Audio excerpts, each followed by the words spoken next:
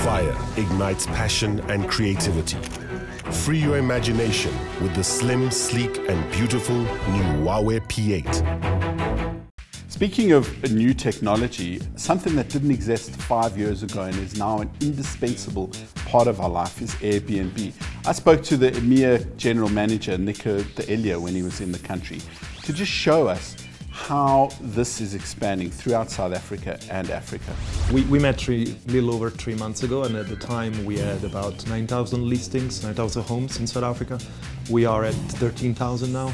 It's just in a little over 3 months, we are plus 40% in terms of numbers of homes. If we look at year on year, it's plus 163%.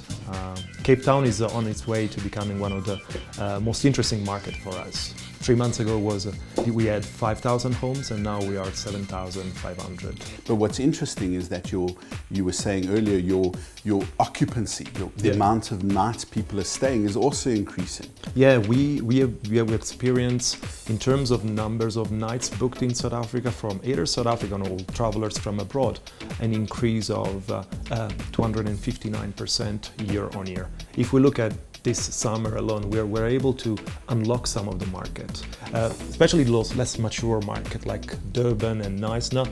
We had in these two cities plus 500% and nearly plus 400%, while in more established market like Cape Town and Johannesburg, still we have seen an over 220% in Cape Town and over 300% growth in terms of nights booked in these two cities. And it's also growing the numbers of South Africans using Airbnb for their trips, both locally and internationally. What we have seen is around 30% of people traveling to South Africa are local, but I definitely think that there's much bigger potential than that. We need to just make sure that people know more about Airbnb, and also not just for traveling for leisure. Here in Johannesburg there is a huge potential in terms of business travel.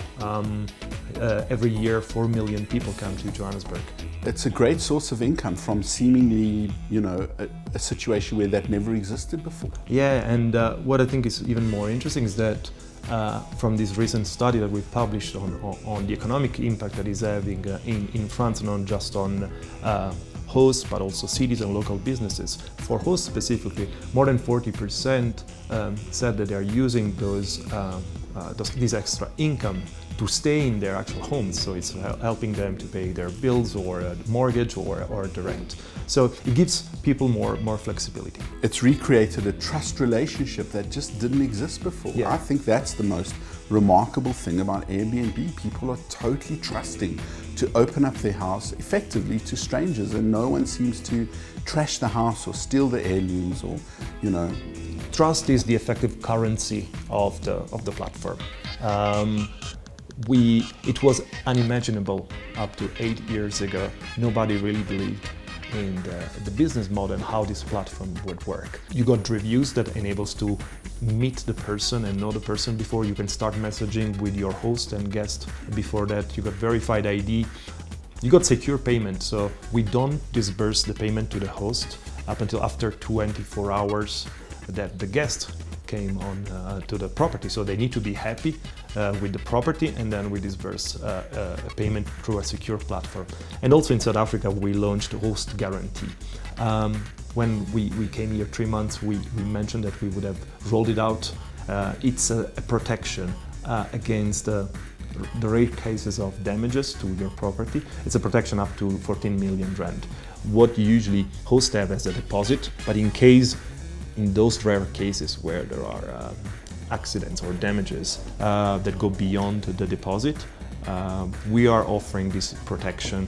We always hope that hosts and guests in these rare cases are able to reach a friendly agreement, but it's an extra sort of like comfort for hosts that are sure that their property is safe. And that's it for tonight.